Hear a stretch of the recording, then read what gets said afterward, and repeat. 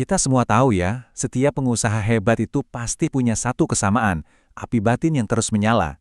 Tapi gimana kalau api itu mulai redup? Nah, di sini kita bakal coba cari cara buat menyalakannya lagi. Mengubah motivasi jadi aksi nyata sambil belajar dari para pemimpin bisnis terbaik di dunia. Yuk kita mulai. Pasti pernah kan, ada di momen ketika ide yang tadinya cemerlang tiba-tiba terasa berat dan tujuan rasanya makin jauh. Tenang, Anda nggak sendirian kok. Setiap pengusaha, bahkan yang paling sukses sekalipun, pasti pernah ada di titik ini. Anggap aja sesi kita kali ini sebagai pom bensin buat motivasi Anda. Oke, mari kita isi tangki semangat itu sampai penuh lagi. Semua bisnis raksasa yang kita lihat hari ini, semuanya itu dimulai dari satu hal yang sama, satu langkah pertama. Nah, di bagian ini, kita akan fokus ke rintangan terbesar, yang ternyata bukan datang dari pasar atau modal loh, tapi dari dalam pikiran kita sendiri. Apa itu? Keberanian untuk memulai. Kutipan ini kelihatannya sederhana banget ya, tapi justru disitulah kekuatannya.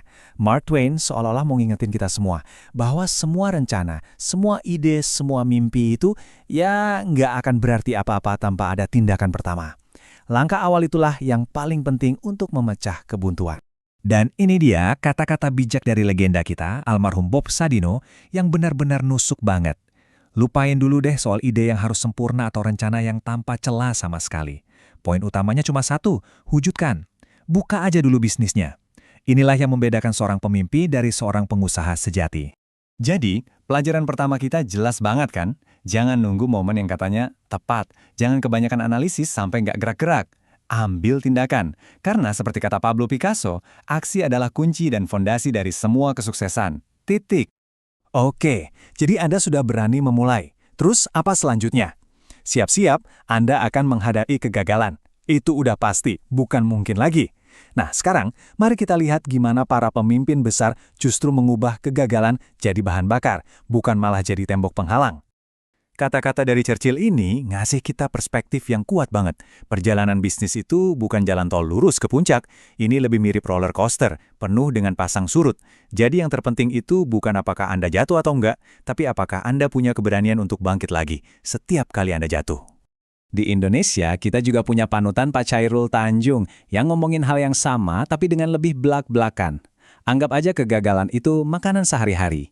Ini cara keren untuk menormalkan kegagalan dan mengalihkan fokus kita ke hal yang jauh lebih penting, yaitu respons kita. Gimana cara kita belajar dan beradaptasi dari setiap kesalahan. Nah, ini dia perubahan pola pikir yang harus kita latih. Setiap kesalahan, setiap penolakan, setiap produk yang gagal di pasaran, itu bukan akhir dari dunia. Itu adalah data, itu adalah pelajaran berharga, itu adalah batu loncatan yang bikin Anda jadi lebih pintar dan lebih kuat untuk langkah berikutnya.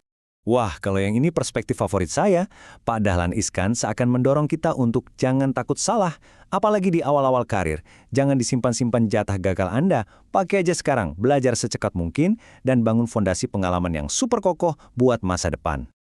Oke, setelah kita punya pola pikir yang benar tentang memulai dan menyikapi kegagalan, sekarang waktunya kita beralih ke visi yang lebih besar.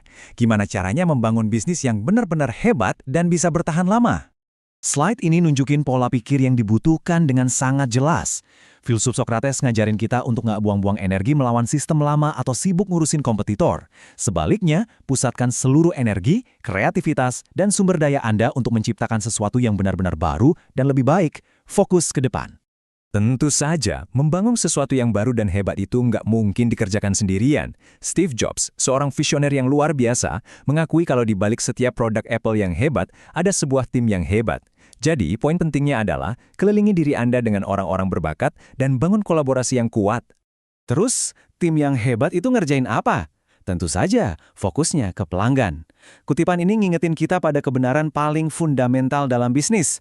Produk inovatif dan tim yang solid, jadi nggak ada artinya kalau kita nggak terobsesi untuk melayani dan memecahkan masalah pelanggan. Merekalah aset yang sesungguhnya. Oke, jadi Anda sudah memulai belajar dari jatuh bangun dan membangun sesuatu yang bernilai untuk pelanggan Anda. Seiring berjalannya waktu, semua kerja keras itu menciptakan sebuah aset tak terlihat, tapi sangat berharga, yaitu reputasi dan identitas. Nah, langkah selanjutnya yang sering banget kelewat adalah gimana cara kita melindungi aset tak ternilai itu. Kalau kita sederhanakan, perjalanan bisnis ini punya 3 fase kunci. Dimulai dari percikan ide, lalu kerja keras membangun visi itu jadi nyata, dan yang nggak kalah penting adalah membangun benteng untuk melindungi apa yang sudah Anda ciptakan. Langkah ketiga ini sering banget dianggap sepele, padahal krusial banget. Coba bayangkan, setiap tetes keringat, setiap malam yang Anda habiskan untuk begadang, setiap risiko yang Anda ambil, itu semua ngebangun nilai dalam bisnis Anda. Nilai itu ada di nama Anda, di logo Anda, di identitas Anda. Melindunginya itu bukan sekedar biaya, tapi ini adalah investasi untuk masa depan. Dan inilah alat utamanya, merek atau trademark. Ini bukan cuma soal formalitas hukum ya, anggap saja ini sebagai perisai yang melindungi identitas bisnis Anda. Memastikan bahwa semua nilai dan reputasi yang udah capek-capek Anda bangun, itu tetap jadi milik Anda. Kita sudah membahas perjalanan lengkap dari percikan motivasi sampai ke tindakan nyata dan pentingnya perlindungan. Sekarang, yuk kita rangkum pelajaran utamanya dan sama-sama pikirkan tentang apa yang akan kita lakukan setelah ini. Nah, ini dia 4 pilar yang sudah kita bahas. Pertama, berani untuk memulai. Kedua, rangkul kegagalan sebagai sebuah pelajaran. Ketiga, bangun bisnis bersama tim Anda dan untuk pelanggan Anda.